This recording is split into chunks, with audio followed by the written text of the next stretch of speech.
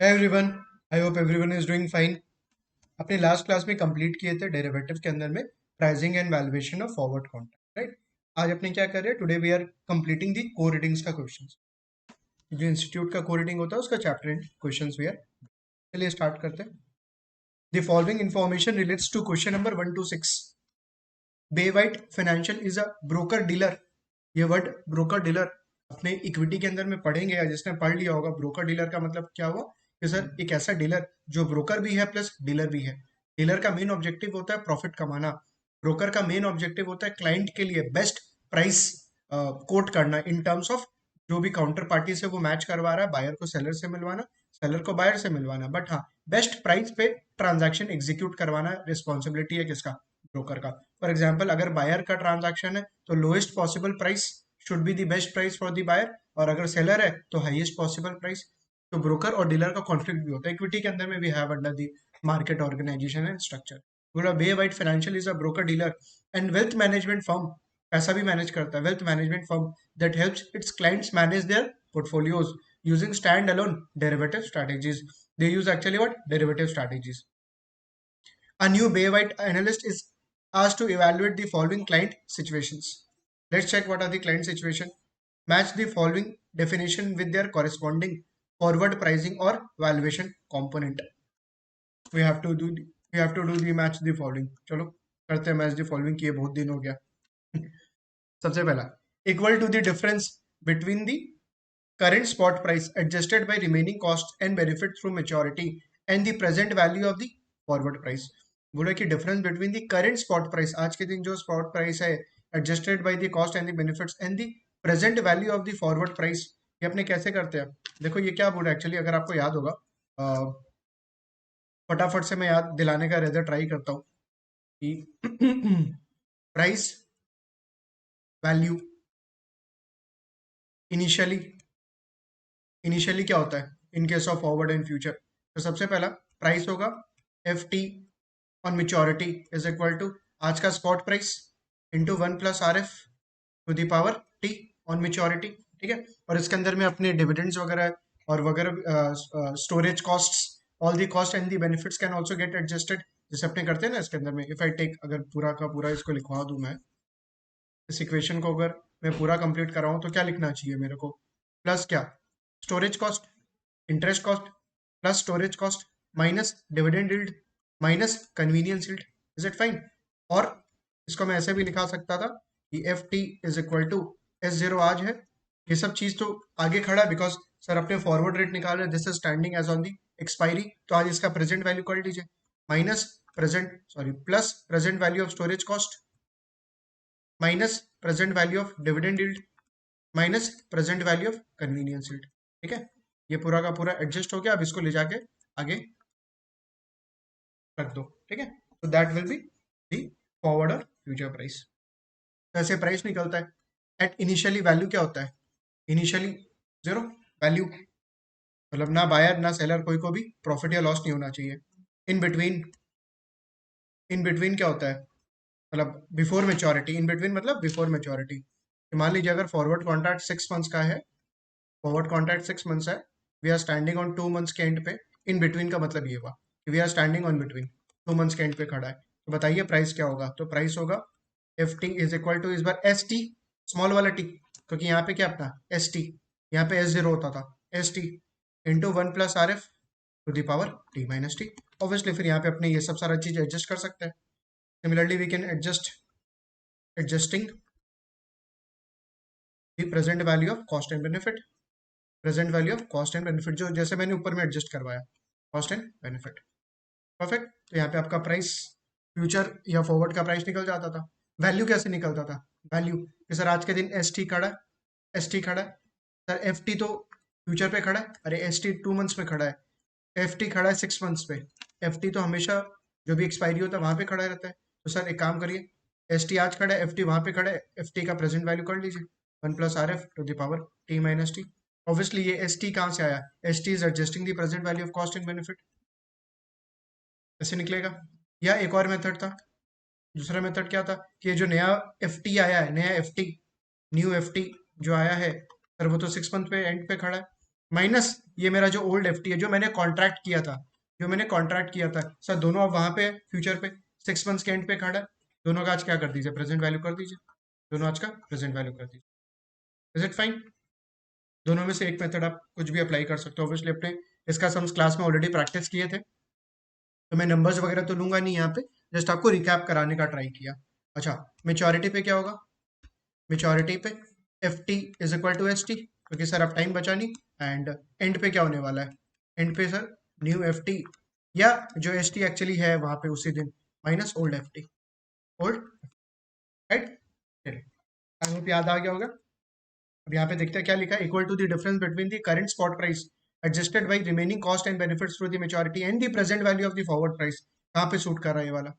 इसके अंदर में देख लो कि सर आज के दिन जो भी करंट स्पॉट प्राइस दिया हुआ है, adjusting the present value of the cost and the benefits minus present value of the future price या forward price. Which option is correct? देखते हैं। Forward contract M to M value at inception, no. Forward contract M to M mark to market value between inception and maturity, yes. Option number B is correct. अगर sir mark to market करना हुआ तो यार कितना profit या loss होगा, तो basis on कि सर आज के दिन क्या वैल्यू है। Option number B is correct, मतलब ये जो वन है उसका बी आंसर होगा, वन का बी।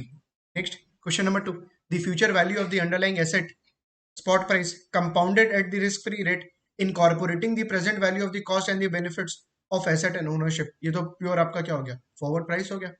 बोला future value of the underlying asset spot price, future value of the underlying asset क्या हो गया ये, ठीक है। Future value of the underlying asset S zero into one plus R F to the power T at the risk free rate incorporating the present value of the cost and the benefit. मतलब ये इस equation के लिए बोल रहा है, this equation. Sir future price क्या होगा, आज के दिन एस जीरो है और सारा present value of the cost and the benefit adjust करके उसके बाद क्या उसको आगे लेके जाइए, कंपाउंडिंग करिए एट द रेट ऑफ। तो which option is correct? Forward contract at inception, नहीं, यानी forward price, option number C is correct, that is what forward price. तो टू का option number C is correct, FT के बारे में पूछ रहे हैं।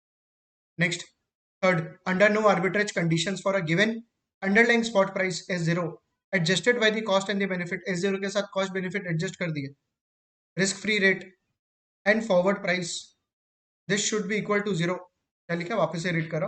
Under no arbitrage condition for a given underlying spot price S zero adjusted by the cost and benefit, ठीक है, रिस्क फ्री रेट, ठीक है, and forward price F zero T this should be equal to zero. मतलब ये बोल रहा है क्या, एस जीरो और एफ टी के बीच में जब डिफरेंस कब जीरो होगा, तब तो इनिशियली होगा ना, वो तो इनिशियली कि सर एस जीरो और एफ टी में कोई डिफरेंस ही नहीं है, value is equal to zero inception के टाइम पे। Is it fine? तो बाय डिफॉल्ट तो वैसे तो ऑप्शन नंबर ए करेक्ट होगा यहाँ पे, forward contract M to M value, M T M value at what, inception, at inception, sir F T is equal to S T. Next question number 2, a Bay White client currently owns 5,000 common non-dividend paying shares of VVU Incorporation, Vivo, ठीक है। तो बोल रहा है Bay White client is actually holding what, 5,000 shares which are not paying dividend, a digital media company at a spot price of USD 173 per share। spot price कितना चल रहा है, 173 per share। the client enters into a forward commitment to sell half of its Vivo position in 6 months at a price of 175.58। Obviously, they are holding 5,000 shares. They are afraid of what? Price falling. What they will do? They can either do P plus, they can do either C minus और they can do F minus। तो लोग क्या कर रहा है, F minus कर रहा है, फॉरवर्ड सेल कर रहा है, ठीक है। और अगर प्राइस नीचे चला जाता है तो ऑब्वियसली गेन होगा।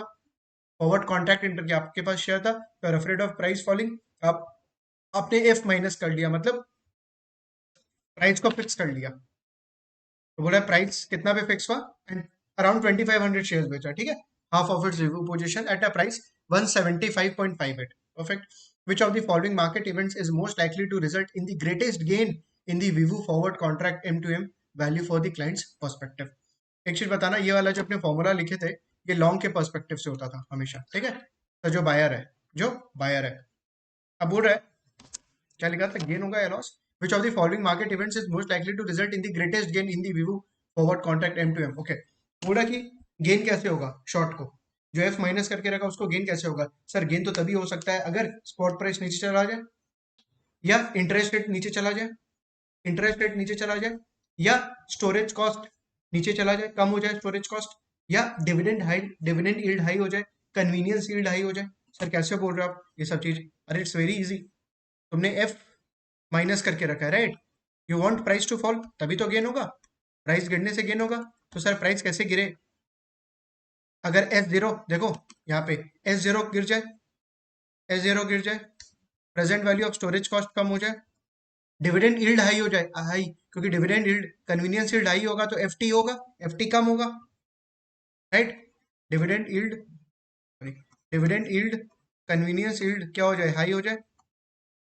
Interest rate RF, interest rate क्या हो जाए? कम हो जाए, इंटरेस्ट रेट कम हो जाए। तो सर ऑब्वियसली जो एफ टी, मेरा नया वाला जो एफ टी होगा, नया वाला एफ टी, वो क्या हो जाएगा? कम हो जाएगा। नया वाला एफ टी मेरा कम हो जाएगा, प्रोवाइडेड अपने अगर सेटलमेंट डेट पे है तो, सेटलमेंट डेट पे है, ठीक है? या यहाँ पे अगर बात करो इन बिटवीन है तो सर एस टी कम हो जाए, एस टी कम हो जाए तो ऑब्वियसली स्पॉट प्राइस अगर गिर जाएगा तो सर अल्टीमेटली बेनिफिट हो जाएगा to the seller, to the seller. क्योंकि यहाँ पे लॉन्ग के पॉइंट ऑफ व्यू से मैंने लिखा है फॉर्मूला, क्लास में बोला भी था यार, लॉन्ग शॉर्ट, लॉन्ग के पॉइंट ऑफ व्यू से याद रखना, शॉर्ट के लिए बोले तो फॉर्मूला को रिवर्स कर देना सर, फॉर्मूला को रिवर्स कर देना, ठीक है? तो तुम सोचो अगर फॉर्मूला रिवर्स कर देगा तो S T minus right side में चला जाएगा, एस टी अगर गिरेगा, माइनस किया हुआ चीज अगर राइट साइड में गिरता है तो ओवरऑल वैल्यू क्या होता है? ओवरऑल वैल्यू इंक्रीज होता है, ठीक है? तो बहुत तरीका है ऐसे सोचने का। यहाँ पे क्या बोला, which of the following events is most likely to result in the greatest gain in the Vivo forward contract? And increase in the RF, एकदम गलत। अगर आरएफ इंक्रीज होगा, सोचो एक बार मैं इस तरीके से बता देता हूँ, F divided by one plus R F to the power T minus T is equal to, sorry, minus S T. Sir ये कौन सा फॉर्मूला लिखा मैंने? ये वाला, इसका रिवर्स कर दिया सर, क्योंकि ये लॉन्ग का था तो शॉर्ट का रिवर्स हो जाएगा, ठीक है? तो यहाँ पे बोलो अगर आर एफ इंक्रीज होता है, आर एफ अगर इंक्रीज होता है तो सर एफ क्या होगा? गिरेगा, मतलब ओवरऑल ये वैल्यू क्या गिरेगा? ये वैल्यू गिरेगा तब तो शॉर्ट का लॉस हो जाएगा ना। अरे he wants this value to rise, मैंने बोला कि ये वाला पोर्शन अगर गिरेगा तो ओवरऑल वीटी तो गिरेगा सर, लॉस हो जाएगा, एकदम गलत। यहाँ पे गेन पूछ रहा है आपसे, पूरा increase in the RF, RF increase होने तो सर लॉस होगा। Second, immediate decline in the Vivo spot price following contract Inception. बोल रहा स्पॉट प्राइस अगर गिरे तो बढ़िया, स्पॉट प्राइस अगर गिरेगा ये वाला फिक्स रहेगा, स्पॉट प्राइस अगर गिरेगा तो सर ये वाला क्या बढ़ेगा? वीटी क्या? Value will what rise. अगर एच टी क्या होता है? फॉल होगा तो obviously value will what increase. This is correct, option number B is correct. A steady rise in the spot price of Vivo stock over time, एकदम गलत। Spot price के rise होने से तो उसको क्या होगा? लॉस होगा, राइट? तो टू का option number B is correct. Next question number 3, a Bay White client has entered into a long 6 month MXN USD FX Forex forward contract, ठीक है? लॉन्ग किया क्या चीज? MXN क्या है यहाँ पे? प्राइस करेंसी, यूएसडी क्या है? बेस करेंसी, ठीक है? इको में अपना चैप्टर है करेंसी एक्सचेंज, ऑब्वियसली वहां पे और ज्यादा डिटेल में डिस्कशन होगा, बट हाँ आपने डिस्कस तो कर लिए थे यहाँ पे कि यार MXN क्या होता है sir? Price currency, and USD क्या होता है? Base currency. You have to think always from the base currency point of view. यहाँ पे लिखा है you have gone long on MXN per USD FX forward contract, आपने फॉरवर्ड कॉन्ट्रैक्ट बाई किया, underline क्या है यहाँ पे? यूएसडी, अंडरलाइन क्या है? यूएसडी, मतलब यूएसडी पे you are what? Bullish, because you have bought. अगर आप कोई भी चीज बाई करते हो तो obviously you are bullish on that, तो बोला यूएसडी पे you are bullish. That is an agreement to sell MXN and buy USD. समझ में आ गया कि यार यूएसडी बाई करेंगे और एमएक्सएन क्या करेंगे? सेल। और अगर अपने यूएसडी अगर अपने इंक्रीज होता तो फायदा होगा, और एमएक्सएन अगर गिरेगा तो सर फायदा होगा, ठीक है? अगर यूएसडी बढ़ता है तो फायदा बिकॉज अपने बाई करें, और एमएक्सएन अगर गिरता है तो फायदा बिकॉज अपने सेल कर रहे हैं। सेल करने के बाद अगर गिरेगा तो obviously we will have a gain, because F तो फिक्स हो गया ना, एफ तो फिक्स हो गया, आपका फॉरवर्ड रेट फिक्स हो गया, उसके बाद अगर प्राइस गिरता है इट्स वेरी गुड, क्योंकि आपका तो लॉक हो गया price. The MXN USD spot exchange rate at inception is 19.8248, ठीक है? ये स्पॉट रेट दिया हुआ है क्या चीज का? यूएसडी का, इन टर्म्स ऑफ MXN। हाँ लिखा हुआ है ना यहाँ पे, 1 USD is equal to MXN 19.8248। This 6 month MXN risk free rate is 4.25%। 6 months का MXN risk free rate is 4.25%। ये एनुअलाइज्ड होता है हमेशा, this is not for 6 months, 6 months तो अपने कैलकुलेट करेंगे। And the 6 month USD risk free rate is 0.5%, again this is annualized, for 6 months we'll have to calculate। Bay White Market Strategies predicts that Mexican Central Bank, Banco de Mexico, will surprise the market with 50 basis point short-term cut rate। बोले जो Mexican का rate है ना, risk free rate 4.25, government का यहाँ पे central bank का plan है कितना? 50 बेसिस पॉइंट से गिराना, 50 बेसिस पॉइंट से डिक्रीज करना, means 4.25 will become how much? 3.75%। At its upcoming meeting, which of the following statement best describe how the client existing FX forward contract will be impacted if this prediction is realized and other parameters remain unchanged. Loss होगा यहाँ पे, तो clear cut loss हो रहा है। Sir कैसे? देखो ये स्पॉट रेट दिया हुआ है 19.8248, ठीक है। अब यहाँ पे अगर रेट गिरता है तो देखो फॉरवर्ड प्राइस क्या होगा। ये लॉन्ग किया हुआ था ना, यूएसडी को लॉन्ग किया हुआ था, यूएसडी लॉन्ग किया हुआ था। तो सबसे पहले काम करो, इंटरेस्ट रेट लेते हैं। एमएक्सएन का इंटरेस्ट रेट कितना है? 4.25%। एंड यूएसडी का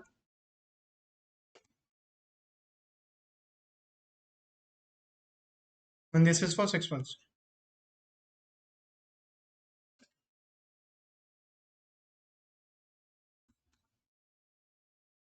स्पॉट रेट कितना है? 19.8248। 19.8248। एक काम करो, पहले तो यहाँ से फॉरवर्ड रेट निकालो। ओरिजिनल फॉरवर्ड रेट कितना था सर, कैसे निकाले? Forward rate by spot rate, 1 plus periodic price currency interest rate divided by 1 plus periodic base currency interest rate, ठीक है। ये फॉर्मूला होता था। therefore एफ क्या होगा? F is equal to spot rate which is 19.8248 into, ये spot rate ऊपर कर दिया, इंटू 1 प्लस प्राइस करेंसी का रेट क्या है अभी? 4.25%, राइट। 4.25%, 1 प्लस पॉइंट 1 तो कर दिए थे यार, 0.0425 फैक्टर 6 मंथ्स के लिए 6/12 डिवाइडेड बाई 1 प्लस 0.005 यूएसडी का इंटू 6/12 बताना कितना आ रहा है। How much is the forward rate? 1.0425 into 6 divided by 12 plus 1 STO1 0.005 divided by 2 plus 1 STO2 RCL1 divided by RCL2 into 19.8248। This is coming 20.1956 approximately, ठीक है। ये किसका आया फॉरवर्ड रेट? ये आया एमिक्सन पर यूएसडी का। एमिक्सन पर यूएसडी का फॉरवर्ड रेट आया। आपने क्या किया हुआ था इस प्राइस पे? You are done F plus and you want 20.19 to increase और to fall. You want this to rise ना, आप तो चाहोगे ये इंक्रीज हो, आप चाहोगे इंक्रीज हो। ये इंक्रीज कैसे हो सकता है? ये इंक्रीज कैसे हो सकता है कि सर अगर एमिक्सन जो प्राइस करेंसी है उसका इंटरेस्ट रेट अगर इंक्रीज हो जाए तो इंक्रीज हो जाएगा रेट। अगर यूएसडी का इंटरेस्ट रेट कम हो जाए तो हो सकता है। बट यहाँ पे क्या बोला है बैंक? क्या कर रहा है? 0.5% कम कर रहा है एमिक्सन का। इट इज रिड्यूसिंग, तो ऑब्वियसली अगर रिड्यूस होगा तो कम हो जाएगा, तो लॉस हो जाएगा। चेक कर लो, चेक कर लो, कैसे चेक करें? Same 19.8248 spot rate into 1 plus 4.25% minus 0.5% कितना? 3.75%, तो 0.0375 into 6/12 divided by 1 plus 0.005 into, calculate करके देखो, ऑब्वियसली कम आएगा ही। बाकी सब कुछ सेम रहने वाला है।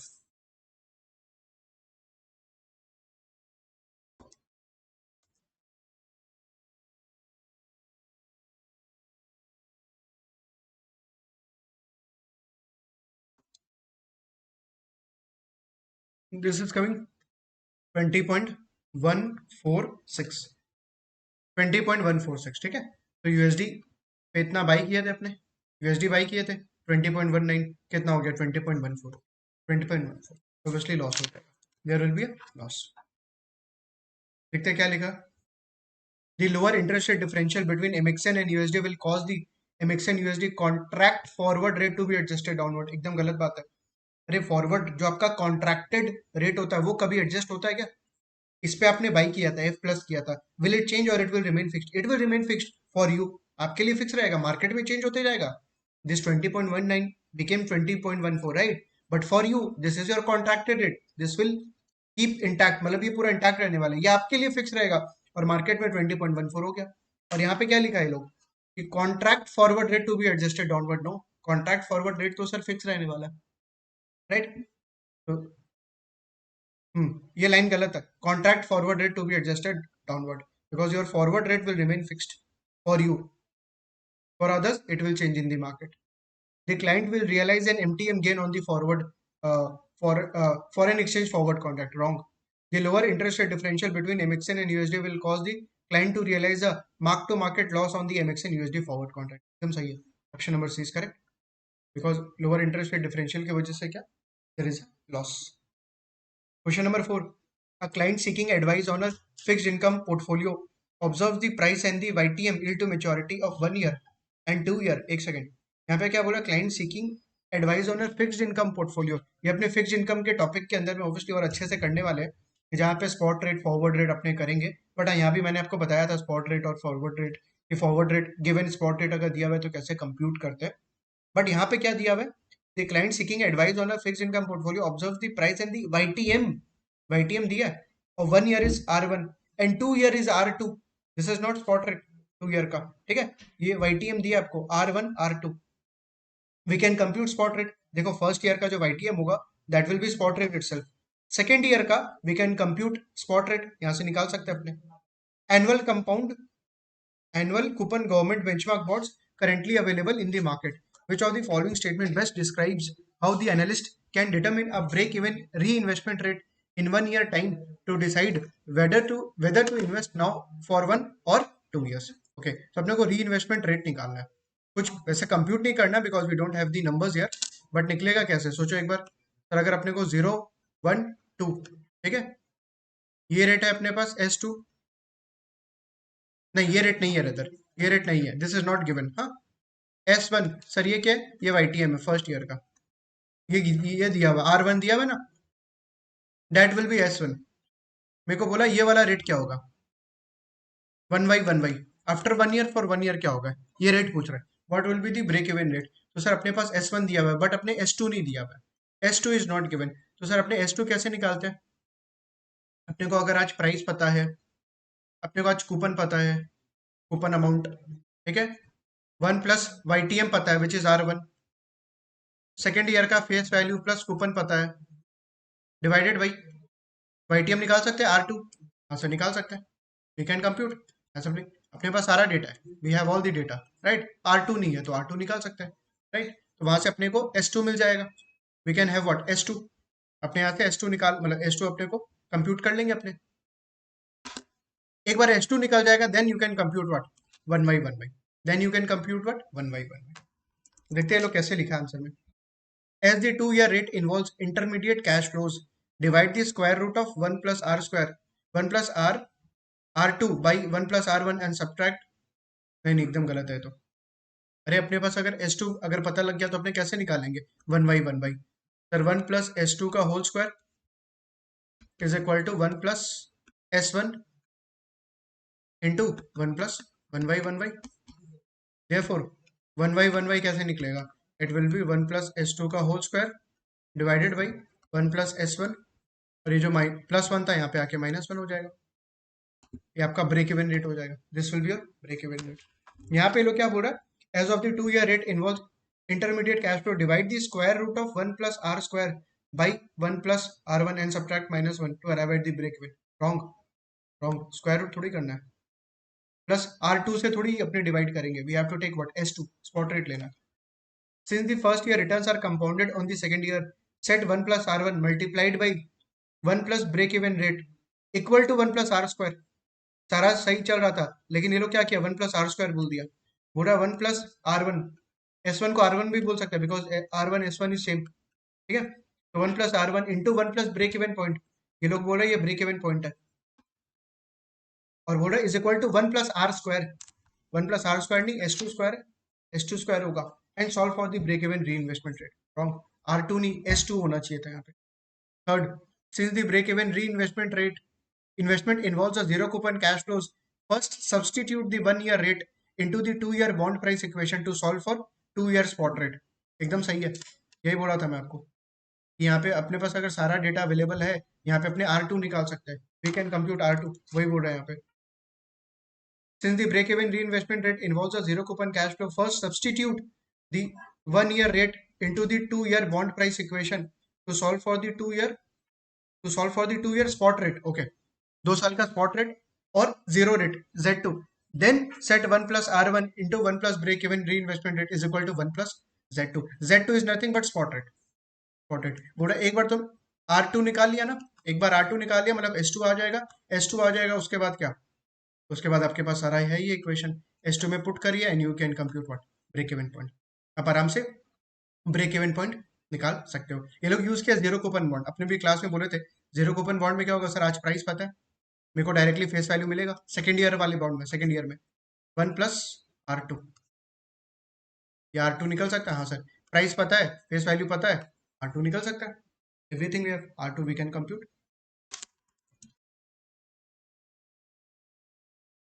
Option number C is correct, option number C is correct. Obviously यहाँ पे थोड़ा सा अच्छे से अपने को फिक्स इनकम का नॉलेज होना पड़ेगा। एक बार फिक्स इनकम आपका कंप्लीट हो जाएगा, अगर आपने कर लिया होगा तो फिर उसके बाद ये ऑप्शन नंबर मतलब इस क्वेश्चन को वापस से रिविजिट करना। Question number 5, Bay White Financial seeks to gain a competitive advantage by making a margin loans at a fixed rate for up to 60 days। ठीक है, बोला क्या कर रही है financial, just Bay White is making what, fixed rate loans to its investor clients. Fixed rate loan दे रहा है, फिक्स्ड रेट पे मतलब लोन दे रहा है, बोला तुम मेरे को फिक्स्ड इंटरेस्ट दो, से for example 6%, you give me what 6%। मेरे को बताओ इसको क्या चीज का डर लग रहा होगा, it should be afraid of what, interest rate rising. क्यों, क्योंकि यार इसको तो फिक्स इंटरेस्ट रेट मिल रहा है ना, इज गेटिंग 6%, मार्केट में अगर 7-8% हो गया उसको तो लॉस होगा, because he will still getting what 6%। Since Bay White borrows at a variable 1 month market reference rate to finance this client loans, बहुत भयंकर हालत है। बोला कि क्या करता है, बोरो करता है वेरिएबल रेट पे, फ्लोटिंग रेट पे बोरो करता है और फिक्स रेट पे लोन देता है। फिक्स्ड आ रहा है, फिक्स्ड आ रहा है और वेरिएबल जा रहा है, variable is going, it is afraid of what, variable rate rising, क्योंकि यार इसको 6 आएगा और मार्केट में अगर 7-8% हो गया उसको पे करना पड़ेगा। 7-8 दिखा देता हूँ यहाँ पे क्या बोल रहा हूँ, लेट मी शो यार, थोड़ा सा क्या डायग्राम समझाने से स्वैप के अंदर में इजी हो जाता है। देखो बे वाइट,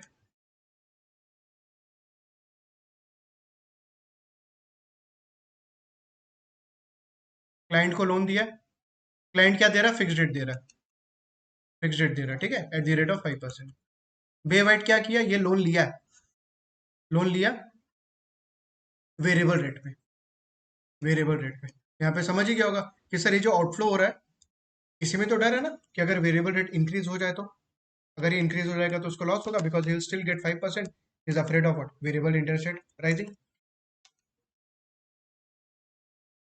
क्या लिखा है, since Bay White borrows at a variable 1 month market reference rate to finance this client loan, the firm enters into a 1 month FRA contract, FRA contract enter किया, FRA बाई किया होगा कि सेल, इंटरेस्ट रेट इंक्रीज होने का डर लग रहा है, it's afraid of interest rate rising, तो ऑब्वियसली क्या क्या होगा, FRA buy, FRA buy contract on 1 month MRR to hedge the interest rate exposure of its margin loan book. ठीक है, तो 1 month का MRR इंटर किया। Which of the following statement best describes Bay White interest exposure and the FRA position it should take to hedge that exposure. देखते हैं, Bay White faces exposure to a rise in 1 month MRR, एकदम सही है, उसको डर लग रहा है कि सर MRR अगर इंक्रीज हो गया तो over the next 30 days, so it should enter into a FRA as a fixed rate payer, ऐसा as a fixed rate payer, नहीं गलत, ये एक FRA इंटर किया, एक FRA इंटर किया जहां पे क्या होगा सर, इसको तो डर लग रहा है इंटरेस्ट रेट इंक्रीज होने का, इंक्रीज होने का, तो ये क्या करेगा, एक FRA इंटर करेगा जहां पे इसको क्या आए, वेरिएबल आए, और ये क्या पे करे, फिक्स्ड पे करे, you want to pay fixed and you want to receive variable। अब सोचो अगर आपको लग रहा है you are getting the fixed interest rate and you are afraid of interest rate rising, तो आप क्या करोगे, as a fixed rate payer बनोगे, यार ये जो फिक्स्ड आ रहा है ये फिक्स दे देगा और उसके बदले क्या, वेरिएबल मिलेगा। क्यों, क्योंकि इसका व्यू क्या है, इंटरेस्ट रेट इंक्रीज होने का, मतलब उसको डर लग रहा है इंटरेस्ट रेट इंक्रीज होने का। यहाँ पे ये लोग क्या लिखा, as a fixed rate payer, it should enter into FRA as a fixed rate payer in order to benefit from a rise in 1 month MRR above the FRA rate and offset its higher borrowing rate। सही लग रहा है कि sir fix rate pair, fix rate पे करेगा because fix rate आ रहा है client से, he is getting fix rate, उसको फिक्स आ रहा है और ये फिक्स जाएगा और क्या वेरिएबल आएगा, और अगर इंटरेस्ट रेट इंक्रीज हो जाए तो उसको फायदा, अगर इंटरेस्ट रेट इंक्रीज हो जाए तो फायदा, क्योंकि FRA बाई की है, because he has what bought the FRA, उसको लग रहा है ना इंटरेस्ट रेट बढ़ेगा, तो वो क्या floating rate receiver and fix rate pair बन जाएगा। ऑप्शन नंबर 1 करेक्ट लग रहा है, ऑप्शन नंबर बी रीड कर रहा हूँ, Bay White faces exposure to a rise in the 1 month MRR, ठीक है, over the next 30 days, so it should enter into FRA as a fixed rate receiver. क्यों, अरे ऑलरेडी फिक्स्ड रेट तो receive कर रहा है लोन में, उसको तो उसी का डर लग रहा है कि अगर इंटरेस्ट रेट इंक्रीज हो गया तो option number B is wrong. Option number C, Bay White faces exposure to a decline in the MRR, एकदम गलत है। डिक्लाइन थोड़ी, इंक्रीज होने का डर लग रहा है उसको। Question number 6, Bay White observe that 1 month MRR is 1.2%, 1 month MRR is 1.2% and the 2 month MRR is 1.5%। ठीक है, 2 months का एमआरआर है, 1 month का एमआरआर है, and obviously this is annualised. 2 month मतलब ये 2 महीने के लिए नहीं है, this is for 12 months, we have to compute for 2 months। This is also not for 1 month, this is for 12 months, we have to compute for 1 month। Which of the following rates is closest to the forward rate that Baywhite should expect on 1 month forward rate agreement। ठीक है, चलो compute करते हैं। Question number 6, 0, 1 month, यहाँ पे खड़े हो तो 2 month। ठीक है, 2 months के लिए कितना बोला था एमआरआर, 1.5%। 2 month MRR 1.5%। इसका पहले तो 2 months का निकालो, इंटू 2/12, इंटू 2/12, 1.5%, 1.5 इंटू 2/12, 0.25%, 0.25%। 1 month का निकालो,